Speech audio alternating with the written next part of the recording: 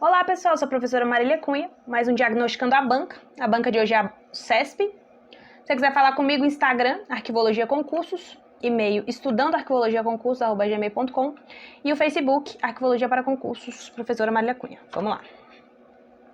Esse é um conceito que o CESP não cobra em todos os concursos, mas esses concursos top, tipo escrivão, ele já cobrou algumas vezes. Esses administrativos, por exemplo, desses grandes salários sempre cai, que são as condições para um fundo. Você lembra o que é um fundo? Não é um conjunto de documentos de uma mesma proveniência? Para um fundo existir, a instituição tem que ter algumas características, que são as seguintes. Ele deve ter denominação e existência jurídica própria, que resulta de um ato, lei, decreto ou resolução. Então vamos pensar, por exemplo, na Polícia Federal.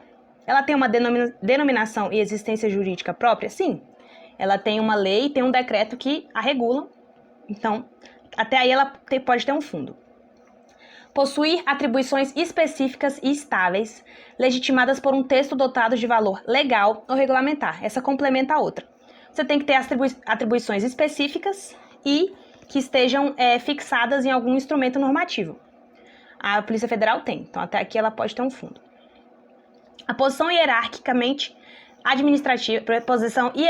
administrativa deve ser definida com exatidão pelo ato que lhe deu origem, particularmente sua subordinação a outro organismo de posição hierárquica mais elevada deve ser claramente definida. Ou seja, há uma hierarquia e se ela existir, tem que ser definida de forma exata a quem ela está subordinada.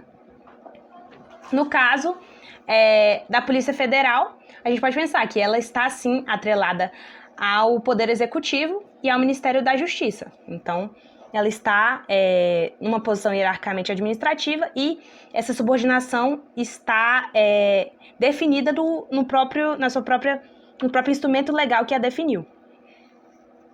Deve ter um chefe responsável em pleno gozo do poder decisório, correspondente a seu nível hierárquico, isto é, seja capaz de tratar os assuntos de sua competência sem precisar da apreciação de uma autoridade superior. Tem um chefe responsável em pleno gozo decisório? Sim, não tem uma pessoa que é o diretor-geral da Polícia Federal? Então, até a Polícia Federal pode ter um fundo. O último elemento que deve ter a sua organização interna deve, tanto quanto possível, ser conhecida e fixada no organograma.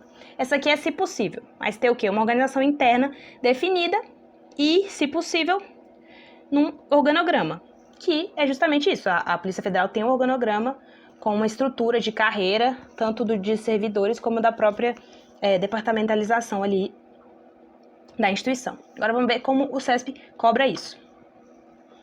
A existência jurídica própria é uma das condições para que o órgão ou entidade produza um fundo de arquivo.